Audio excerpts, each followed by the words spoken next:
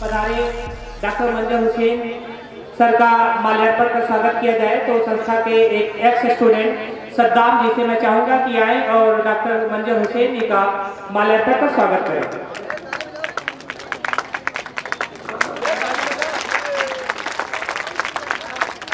भी आए हैं, मैं सबका इस कार्यक्रम में हार्दिक स्वागत और अभिनंदन करता हूं। और एक बार फिर से आप सभी को अवगत करा दूं कि ग्रेट कोचिंग सेंटर का ये 20वां वार्षिकोत्सव और प्रतिभा सम्मान समारोह चल रहा है, जिसमें आप सभी लोग प्रतिभाग कर रहे हैं।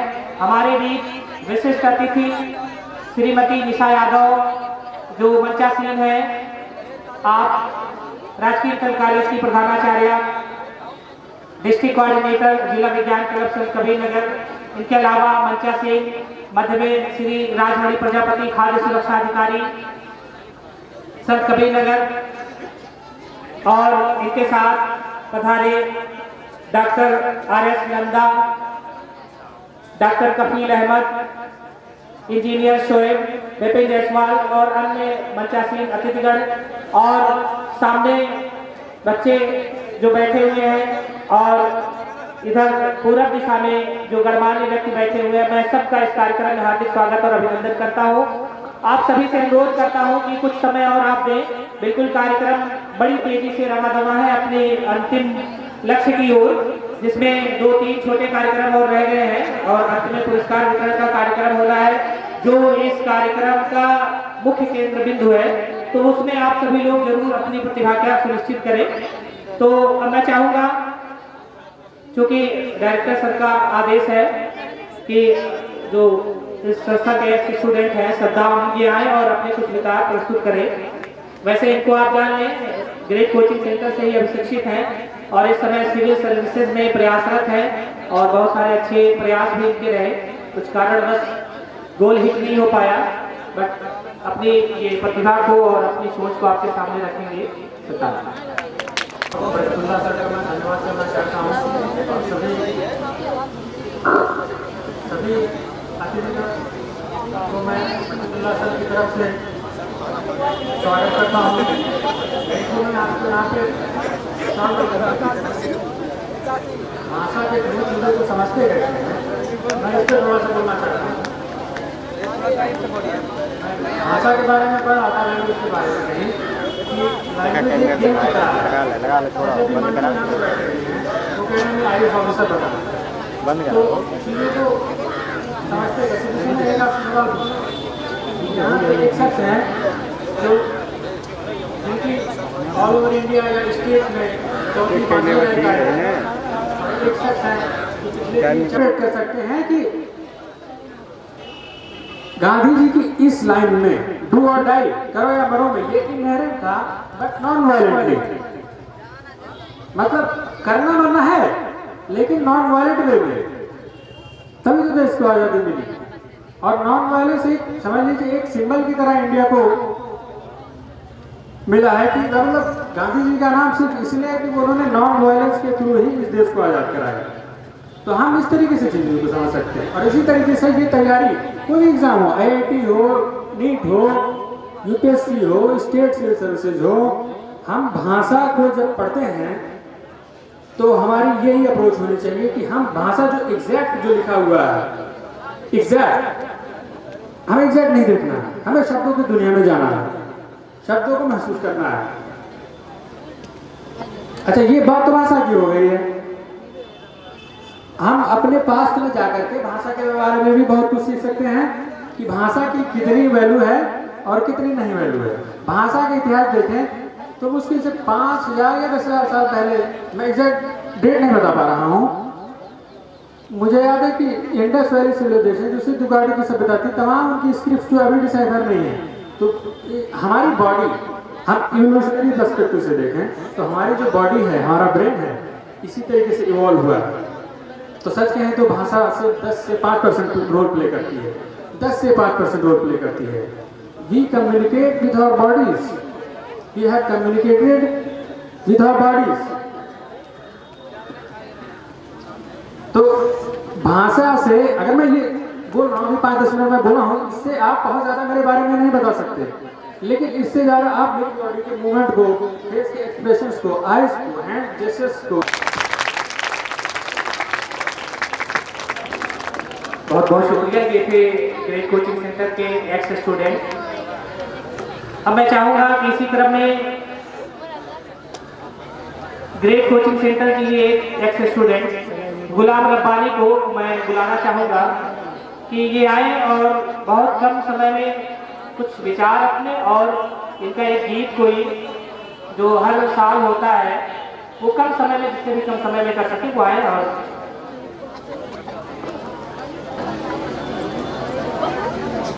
सबसे पहले मैं शुक्रगुजार हूँ मेरे बहुत ही अजीज, मेरे बहुत ही खास सर बरकतुल्लाह अंसारी सर का, और यहाँ पर जितने भी लोग बैठे हुए सबका मैं स्वागत करता हूँ।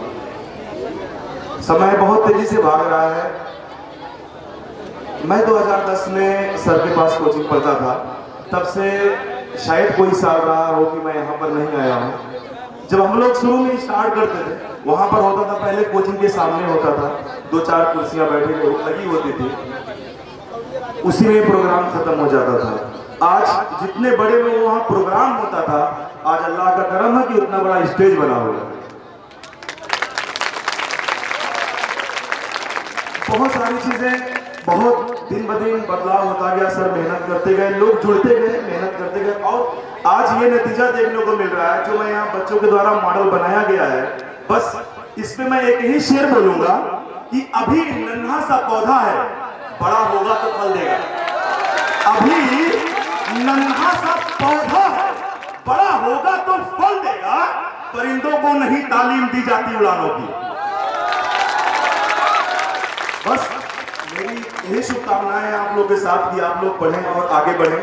बस जिन मंजिलों से मैं गुजरा हूं, जिस रास्तों से गुजरा हूं, बस यही कहूंगा कि आप पढ़ो, आगे बढ़ो, और जिस भी क्षेत्र में आप बेहतर कर सकते हो उस क्षेत्र में आप आगे बढ़ो। कोई विज्ञान में कर सकता है तो वो विज्ञान में करे, कोई टीचिंग में बेहतर कर सकता है तो वो टीचिंग में करे। बस ये फैसला आपका होना चाहिए कि आपको क्या बनना है। इसमें किसी का कोई दखल नहीं होना चाहिए। अगर आप अपने मन से ठान लो कि मुझे ये बनना है तो कोई रोक नहीं सकता। और इसका मैं जीता जागता मिसाल किसी और को नहीं बल्कि अपने बरकतुल्लाह सर को देना चाहूंगा। ये जब इन्होंने कोचिंग शुरू किया था तो शायद इन्होंने सोचा नहीं होगा कि एक ऐसा परिवर्तन आ सकता है नंदौर की धरती पर, और आज वो परिवर्तन देखने को मिल रहा है। तो आप लोग आगे बढ़े, और बस इतनी बातों के साथ मैं है कि इस गीत में है कि हिंदुस्तान पहले कैसा था, आज हिंदुस्तान कैसा है। इस गीत में हिंदुस्तान खुद अपनी बात पेश कर रहा है। मैं इस गीत को पहले भी बहुत बार पेश कर चुका, लेकिन समय हो गया, शायद कुछ लोग नहीं सुने होंगे, पेश कर रहा हूं। बंबई मेरी आंखें, दिल्ली मेरा दिल, कलकत्ता मेरी जुल्फें, लखनऊ गाल का तिल। बंबई मेरी आंखें, दिल्ली मेरा दिल, कलकत्ता मेरी जुल्फें, लखनऊ गाल का तिल। हिंदुस्तान हूँ मैं, हिंदुस्तान हूँ मैं। बंबई मेरी आंखें, दिल्ली मेरा दिल, कलकत्ता मेरी जुल्फें, लखनऊ गाल का तिल। हिंदुस्तान हूँ मैं, हिंदुस्तान हूँ मैं। बंबई मेरी आंखें, गैरों का क्या जिक्र करूं मैं, अपनों ने ही लूटा। गैरों का क्या जिक्र करूं मैं, अपनों ने ही लूटा। मेरी आंख से आंसू छलके दिल का दर्पण टूटा। मेरी आंख से आंसू छलके दिल का दर्पण टूटा। जख्म मिले जीवन को इतने मेरा हंसना छूटा। जख्म मिले जीवन को इतने मेरा हंसना छूटा। मधुबन मेरा जीवन और मुरली मेरी तार। मधुबन मेरा जीवन और मुरली मेरी तार। मेरा दुख है ये सबके लिए देकर जान, खुद बेजान हूँ मैं, हिंदुस्तान हूँ मैं। बंबई मेरी आंखें, दिल्ली मेरा दिल, कलकत्ता मेरी जुल्फें, लखनऊ गाल कातिल, हिंदुस्तान हूँ मैं, हिंदुस्तान हूँ मैं, बम्बई मेरी आंखें। और ये बहुत प्यारी लाइन है। आजादी से पहले यहाँ पर सब थे भाई भाई, आजादी से पहले यहाँ पर सब थे भाई भाई, आजादी के आते ही नफरत की आंधी आई, आजादी के आते ही नफरत की आंधी आई, फिरका परस्ती के नारों ने अब ये आग लगाई, फिरका परस्ती के नारों ने अब ये आग लगाई। टूटे मेरे सपने और फूटे मेरे भाग, टूटे मेरे सपने और फूटे मेरे भाग, मुझको तो डसते हैं दिल्ली के सियासीना, परेशान हूँ मैं, हिंदुस्तान हूँ मैं, बम्बई मेरी आंखें। Thank you. बहुत बहुत शुक्रिया।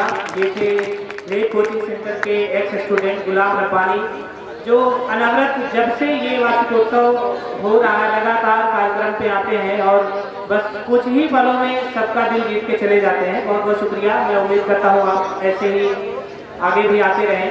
अब मैं बहुत तेजी से कार्यक्रम को आगे बढ़ाना चाहूँगा।